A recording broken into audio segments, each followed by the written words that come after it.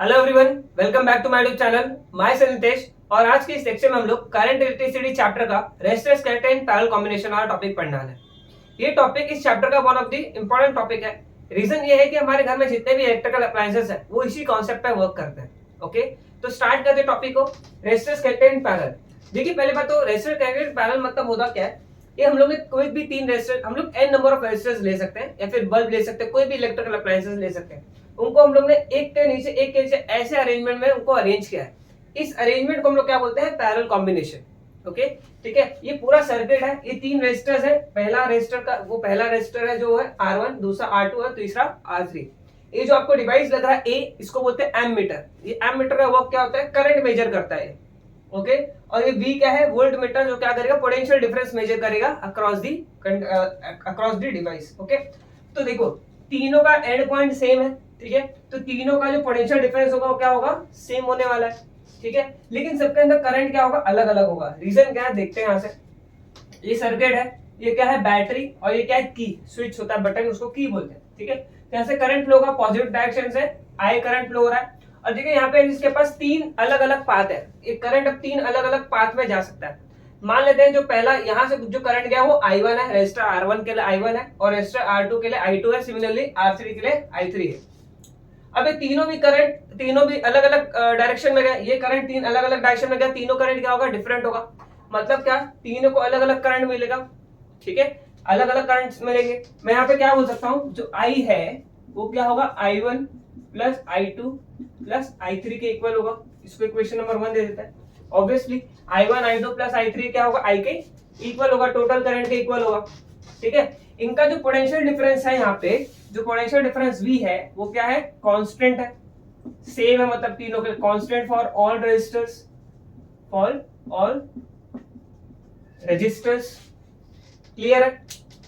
अब देखते हैं यहां से, अगर मुझे पूरा इफेक्टिव रेजिस्टेंस निकालना है। इफेक्टिव रेजिस्टेंस मतलब क्या? मतलब हम लोग ऐसे सिंपलिसिटी के लिए बोल सकते हैं पूरे सर्किट में कितना टोटल रेजिस्टेंस इफेक्ट कर रहा है, ठीक है। उसको हम लोग इफेक्टिव रेजिस्टेंस बोल सकते हैं, ठीक है। तो हम लोग यहाँ पे क्या बोलेंगे? By Ohm's law. हम लोग ने ओम्स लॉ पढ़ा था। ओम्स लॉ क्या है? V is equal to I R. तो यहाँ पे मुझे V यहाँ पे कांस्टेंट है, मैं यहाँ से करंट निकालता हूँ। मुझे क्या चाहिए? करंट कितना कितना फ्लो हो रहा है वो मुझे चाहिए। तो मैंने यहाँ पे क्या किया? I क्या हो जाएगा यहाँ पे? V divide by R। Okay, तो इसको मैं, ये इक्वेशन सेटिस्फाइड है। देखिए V कांस्टेंट है, ठीक है। यहाँ पे I1 क्या हो जाएगा? V1 तो नहीं होगा क्योंकि V सबके लिए सेम है। और यहाँ पे R क्या होगा? R1 हो जाएगा। I2 क्या होगा यहाँ पे? V upon R2। Similarly I3 क्या होगा? V upon R3। इस I को मैं क्या बोलता हूँ? IP, और इस R को मैं क्या बोलता हूँ? RP।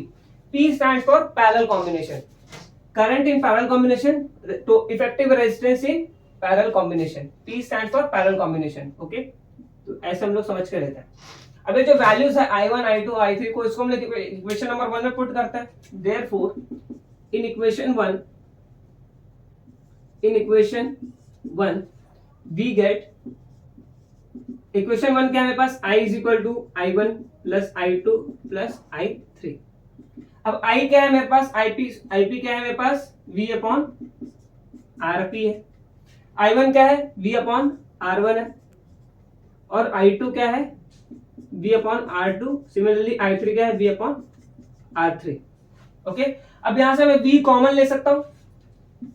यहां से V कॉमन आ जाएगा तो क्या मिलेगा? V upon RP is equal to V 1 upon R1 plus 1 upon R2 plus 1 upon R3। मैं ये क्वेश्चन, यहाँ ये एक्सप्रेशन से मैंने V कॉमन ले लिया। अब भी यहाँ पे मल्टीप्लाई में इधर आएगा डिवाइड में, और ये V क्या हो जाएगा? सिंपली कैंसिल हो जाएगा। तो मुझे क्या मिलेगा? 1 upon RP is equal to 1 upon R1 plus 1 upon R2 plus 1 upon R3। देखिए, अब यही मेरा फाइनल एक्सप्रेशन है इफेक्टिव रेजिस्टेंस का। देखिए क्या बोलता है पैरेलल कॉम्बिनेशन में? The reciprocal of the effective resistance is nothing but equal to the sum of individual reciprocal of individual resistors connected in parallel combination। Simple है, ठीक है। ये क्या है यहाँ पे? Effective resistance in parallel combination, ठीक है। अब देखिए ये करते क्यों है? हम लोग ने लास्ट लेक्चर में सीरीज पढ़ा था, रेजिस्टर्स कनेक्टेड इन सीरीज पढ़ा था। वो क्यों करते हैं हम लोग, ताकि वहां पे हम लोग रेजिस्टेंस इंक्रीज करें। समझ में आ रहा है? हम लोग वो कॉन्सेप्ट का अप्लाई करते हैं, वो स्ट्रक्चर का यूज करते हैं जब वहां पे हम लोग को किसी भी सर्किट में रेजिस्टेंस को इंक्रीज करना होता है। हम लोग पैरेलल कॉम्बिनेशन का यूज करते हैं जब हम लोग को रेजिस्टेंस डिक्रीज करना होता है। देखो समझ में आ रहा है एक्सप्रेशन देख के? हम लोग क्या करते हैं इस केस में, रेजिस्टेंस को डिक्रीज करते हैं जिससे हमको करंट ज्यादा मिले। रेजिस्टेंस कम होगा तो करंट क्या होगा, ऑटोमेटिकली ज्यादा मिलेगा।